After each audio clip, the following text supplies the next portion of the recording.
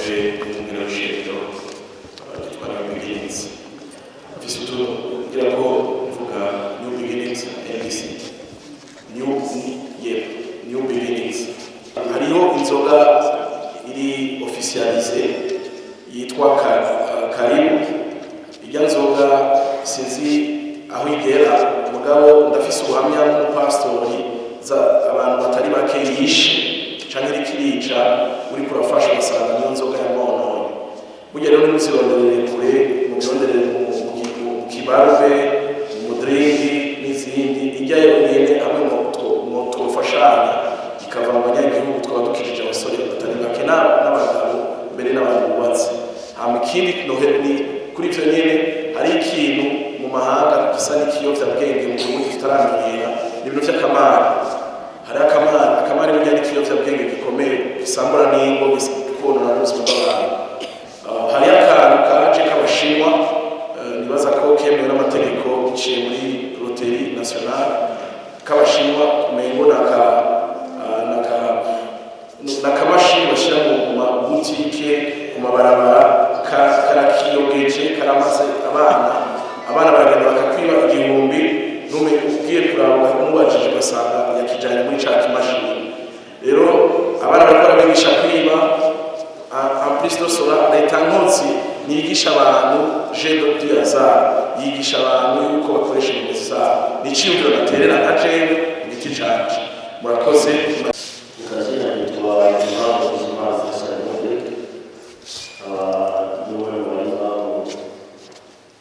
asanzwe barika amasengesho basanzwe basengera amasengesho y'abantu b'ibiye by'abibarutse ekora kandi kato shakara kubera kutubiza kandi kato ntabwo yashyigikiye y'umudamu w'inka kandi kuba cyane basaba ko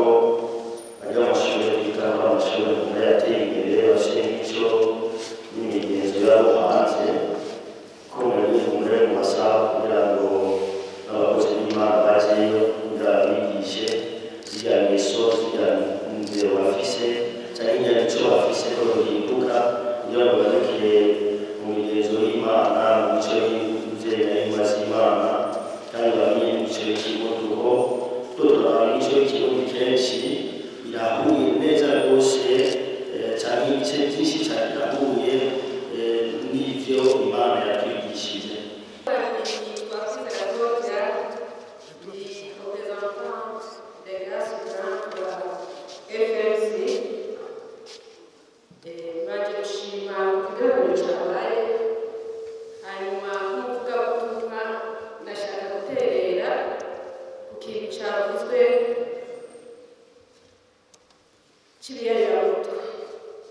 hanyuma hari ikintu cy'inkoramutima nk'umubyeyi cyavuzwe cy'abana bahuze ibitsina. Icyo kintu rero ndakibona cyane mu bateye imbere. Hariho amashuri ayatwika ateye imbere. Icyo kintu nasanze ari ikintu giteye ubwoba. Turagisanga mu bana bacu batoya kubera ajya amashuri duhurumbira umwana avuga igifaransa neza akiri muto akavuga icyongereza neza ni ukuri biba ari ibintu bihimbaye. Mugabo nasanze nta suivi ikwiye iba ku gihugu ngo duterere imico yacu ntizime. Umwana arateba agahinduka akaba umuzungu. Je ndafite abana naregeze kuba bigayo gushika bafata ingingo yo kubakurayo kubera ndabona ko niba kuzana imyaka 12 ntazo babibagora. Aya ni amwe mu makenga y'abarongoye amashengero mbere n'abaserukiye idini rya Isilamu. Aha hakaba hari mu nama musanteri wa komine Mukaza yakoresheje abo bantu mu ntumbero yo kuyohereza hamwe ibibazo bimwe bimwe biri muri komine asanzwe arongoye. Aha rero yatanze inyishu mbere akaba yanishyuye no ku bibazo by'abamenyesha makuru. Tumwumvirize.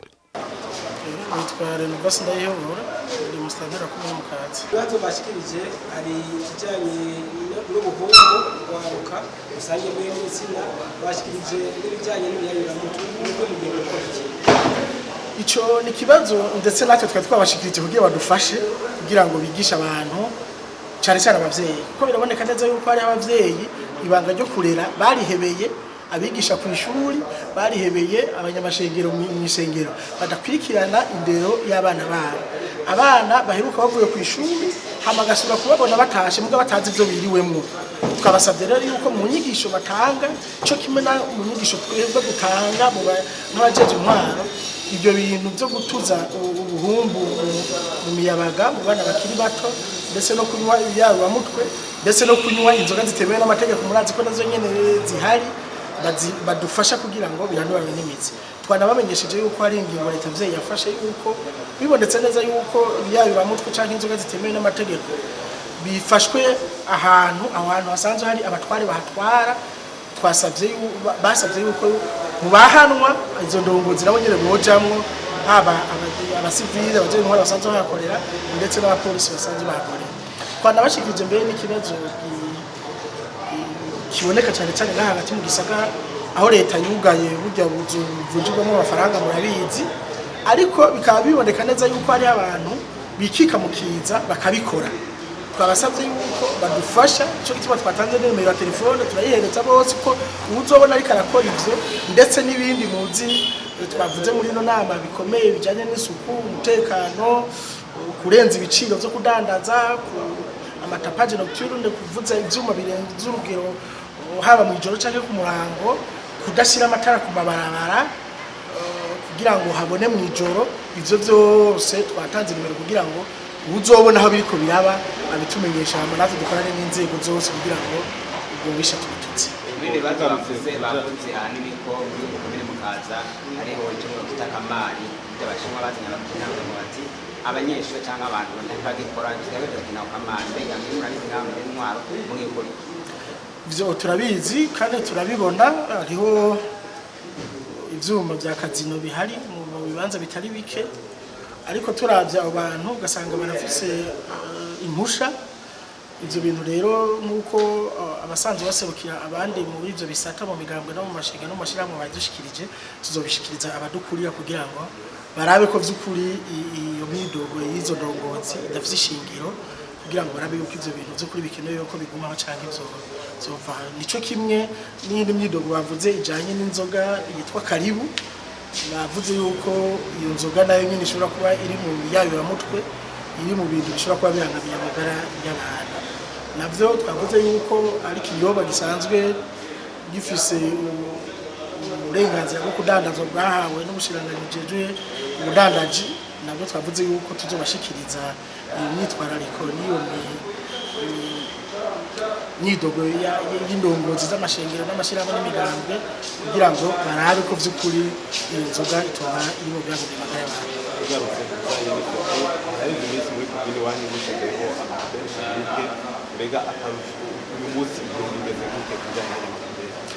ibijanye na ry'amapubere nk'uko mubibona twatanguye gushiraho pubere za mbere zari 200 ubu twarongeye ko izindi 11 muri 31 ihangiro nuko tuzoshika ku makubere 100 kugira ngo turabe yuko komine yacu amabarabara yose makuru azoba yagiye ko ajya makubere ico tumaze kubona nuko abantu bose baratahura kuyakoresha ajya makubere ico gituma twahamagaye inama y'abantu twibaza yuko bashobora gushikira bende gihugu biciye mu mashengero mu mashirahamwe no mu migambwe kugira badufashe ariko mu gikiboneka biraboneka yuko abantu benshi bashima mbere uhaciye kuri ajya makubere ubona yuko hariho baza barashira ibicafu ndetse natwe tukaba ubwo bakomeye dufise imodoka takindi jeje kiretse kuzira zumuguruka iraba yuko ya pubere yuzuye kugira ngo kuremo imicafu irimo tukizera neza yuko muhini mushasha utera amavu isi yose abene gihugu turaze neza yuko bazotinda bagatahura na cyane cyane ko mwebwe abanyamakuru abajejwe amashengero n'imigambwe n'amashirahamwe bose batahura yuko umugamba ari mwiza twaba twabasabye rero intererano kugira ngo